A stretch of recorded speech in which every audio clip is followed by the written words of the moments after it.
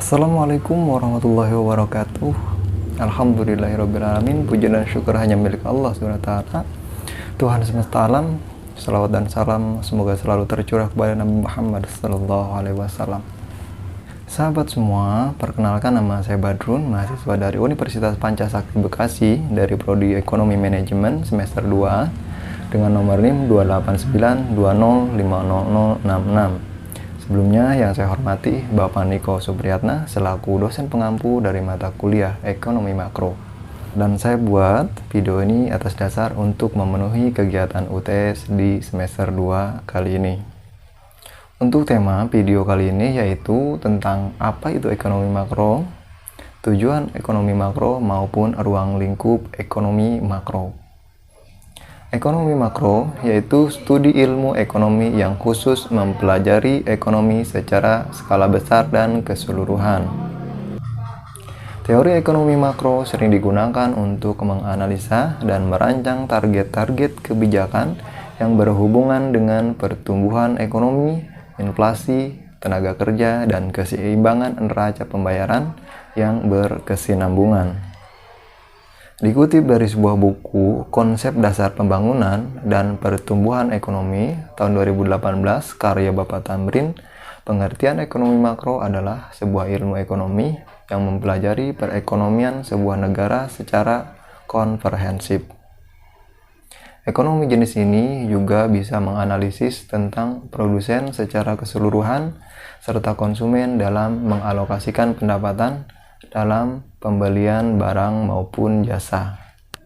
Ekonomi makro memiliki beberapa tujuan yang juga berdampak untuk suatu negara.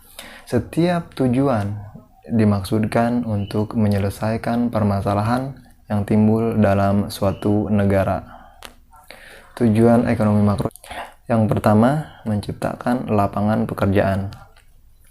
Angka pengangguran yang tinggi di sebuah negara akan berdampak buruk untuk negara tersebut. Pengangguran yang tinggi akan menjadi beban ekonomi suatu negara. Kebijakan ekonomi makro mengatur agar lapangan pekerjaan tercipta sehingga mampu menekan angka pengangguran dalam suatu negara. Yang kedua yaitu untuk menciptakan produksi dalam negeri yang tinggi. Tinggi atau rendahnya suatu produksi dalam negeri tergantung ada investasi yang masuk ke dalam sebuah negara tersebut.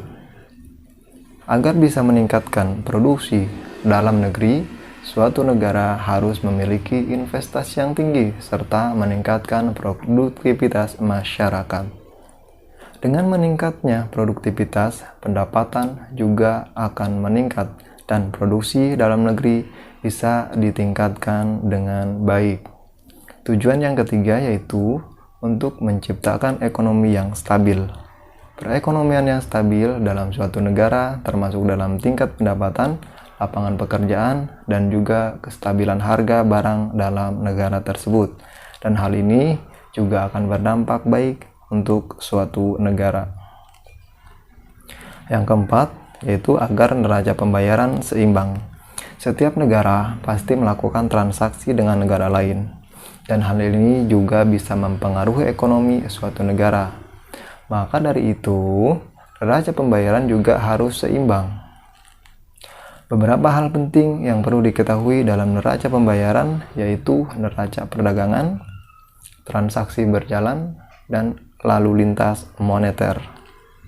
Yang kelima yaitu agar terciptanya pendapatan penduduk yang merata. Salah satu tujuan dari pengertian ekonomi makro adalah agar suatu negara memiliki pendapatan penduduk yang saling merata. Pendapatan tersebut didapat baik dari pengelolaan sumber daya alam maupun sumber daya manusia dalam suatu negara tersebut. Dengan pendapatan yang merata, maka kehidupan penduduk akan semakin membaik, sehingga kualitas manusia dalam suatu negara akan menjadi semakin baik pula. Sedangkan ruang lingkup ekonomi makro meliputi yaitu yang pertama, penentuan tingkat kegiatan perekonomian negara.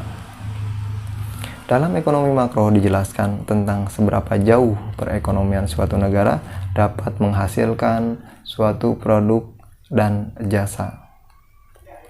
Ruang lingkup ekonomi makro ini memiliki beberapa jenis pengeluaran, yaitu yang pertama yaitu pengeluaran konsumsi rumah tangga, pengeluaran pemerintah, pengeluaran perusahaan atau investasi, ekspor maupun impor.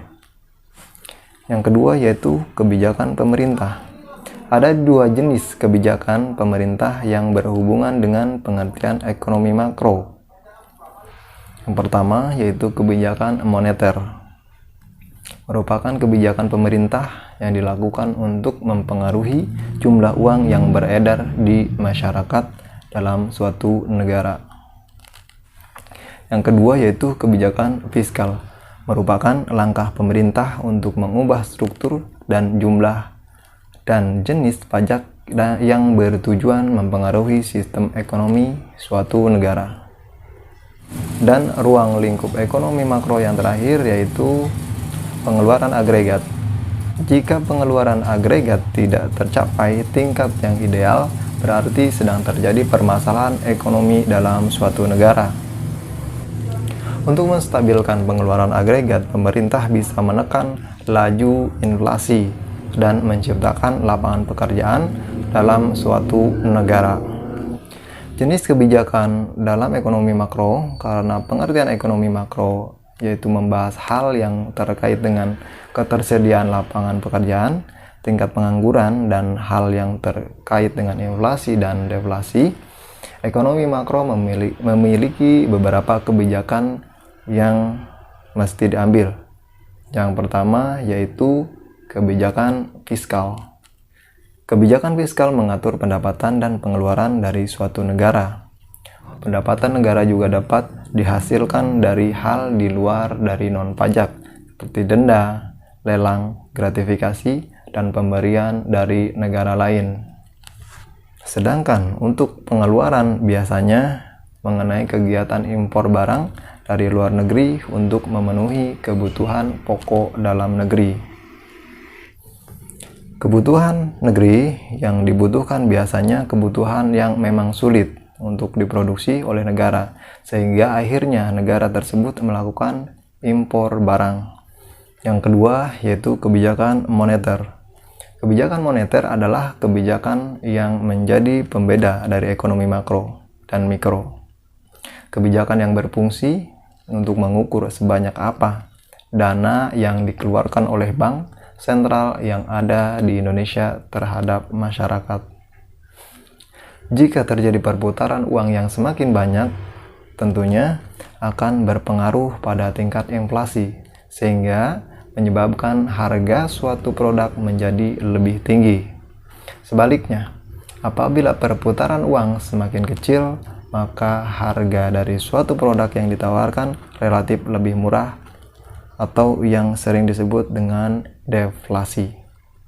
Kebijakan inilah yang memiliki peranan cukup penting dalam kehidupan masyarakat untuk pertumbuhan ekonomi suatu bangsa. 3. Kebijakan segi penawaran. Kebijakan dari segi penawaran berfungsi untuk menyeimbangkan neraca keuangan dalam sebuah perusahaan maupun negara. Wajar jika banyak perusahaan membutuhkan orang yang ahli dalam bidang ilmu ekonomi. Dengan ilmu tersebut diharapkan segala pengelolaan keuangan terutama yang berkaitan dengan produksi dapat ditekan seoptimal mungkin dan tetap dapat menyeimbangkan kualitas produk, sehingga produk yang dihasilkan dapat lebih berkualitas. Dari penjelasan pengertian ekonomi makro ini, mempelajari ekonomi makro merupakan suatu bagian penting dari suatu negara. Pengelolaan ekonomi makro yang tepat memberikan dampak positif untuk suatu negara. Sekali lagi, pengertian ekonomi makro adalah sebuah ilmu atau teori yang mempelajari ekonomi secara garis besar. Tujuannya tentunya adalah untuk mensejahterakan rakyat. Sekian, semoga bermanfaat. Saya akhiri. Wassalamualaikum warahmatullahi wabarakatuh.